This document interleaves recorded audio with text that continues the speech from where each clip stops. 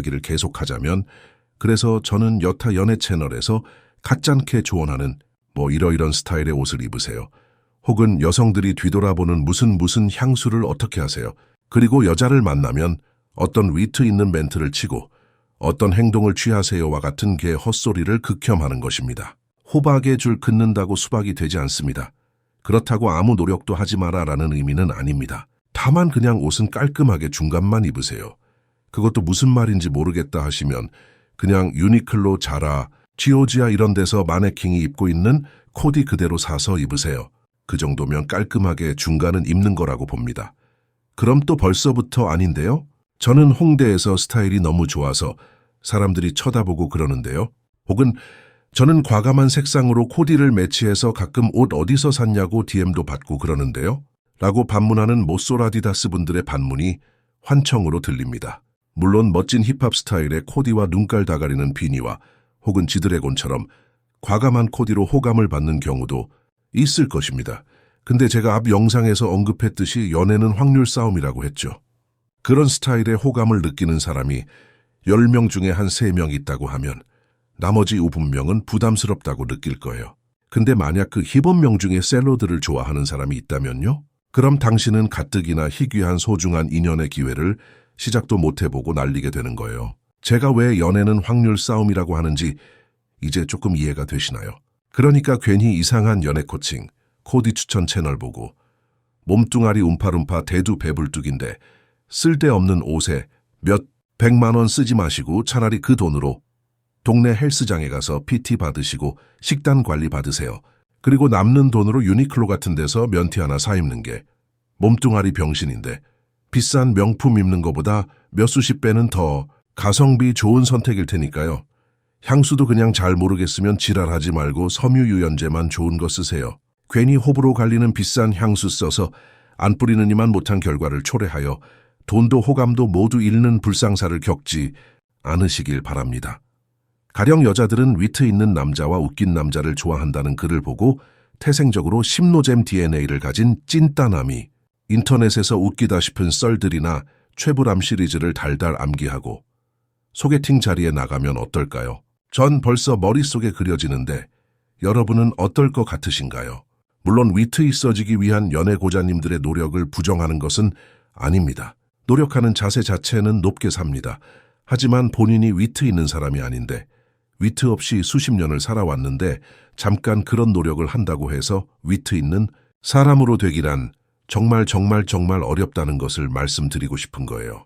일례로 제가 어렸을 때 친구가 자기 지인이 헌팅을 할 때 무슨 멘트를 치고 말문을 열었는데 아주 빵빵 터져서 분위기가 좋아가지고 합석을 했다는 이야기를 해주었습니다. 제가 들어도 웃기긴 한 멘트였어요.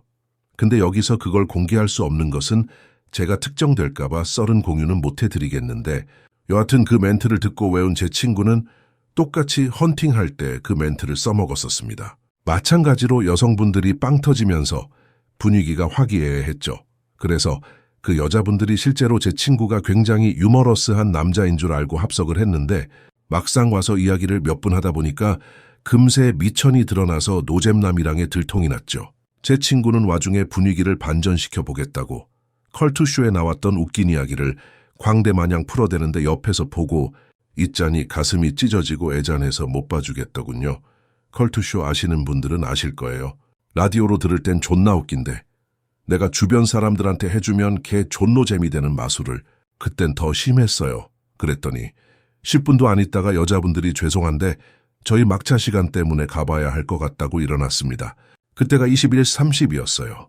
아마 집이 청주쯤 되는데 인력거 타고 귀가하는 게 아니라면 그 시간이 막차일 수가 없죠. 이처럼 찐따는 그냥 찐따입니다. 잠깐은 호박이 수박 행세를 할 수는 있습니다. 그러나 호박으로 들통나는 것은 빠르고 늦고의 차이만 있을 뿐 결과는 변하지 않습니다. 뿌리 깊은 곳에 자리 잡은 그 본질은 바꿀 수 없습니다. 아니, 바꾸기란 매우 어렵습니다. 누군가는 바꿀 수도 있겠지요. 그러나 여러분이 아닐 확률이 매우 높습니다. 여러분 3개의 옵션이 있다고 칩시다. 첫째, 알파남. 둘째, 찐따인데 찐따 아닌 척하는 쿨찐. 그리고 마지막으로 찐따인데 본인이 찐따인 걸 인정하고 그 안에서 파생되는 다른 매력으로 승부를 보는 찐따. 이렇게 이 3개의 옵션이 있다고 할 때 여러분이 여자라면 몇 번째 남자를 고를까요? 맞습니다. 물론 1번이죠. 슬프게도 1번입니다. 그러나 10명 중에 1명 정도는 3번째 남자를 선택할 겁니다. 중요한 건 2번 선택하는 사람은 없다는 거예요. 이건 확신합니다. 있더라고 그 여자도 뭔가 하자가 있는 사람일 거대. 2만 원 겁니다. 여기서 우리가 중요하게 생각해야 할 부분은 그 10명 중에 1명의 이성을 공략해야 한다는 겁니다. 정정하겠습니다. 우리가 아니라 여러분들은 그 한 분을 노려야 한다는 거죠. 10명 중에 9명을 취하기 위해 되도않테는 쿨진 코스프레를 하다가 계속되는 좌절만 맛보며 여험의 굴레로 빠져드는 악순환에 빠지시기보다는 호박이면 호박인 걸 인정하고 수박을 이길 수 있는 특별한 무언가를 개발해 나가야 합니다. 호박죽이 되던가 호박 카라멜이 되던가 하는 매력을 키우시라는 겁니다. 그럼 도대체 그건 어떻게 하는 건데? 라고 물으신다면 그에 대한 내용을 말씀드리겠습니다. 여러분 어느새부턴가 여자들의 이상형을 물어볼 때 자주 언급되는 요소 중에 하나가 뭔 줄 아십니까? 그건 바로 듬직한 남자입니다. 그럼 도대체 듬직한 남자는 무엇일까요? 그에 따른 대답과 더불어 구체적으로 어떤 남성이 이상형으로 많이 꼽히는지, 그리고 그 구체적인 요소로는 무엇이 있는지를 다음 영상에서 다루겠습니다. 감사합니다.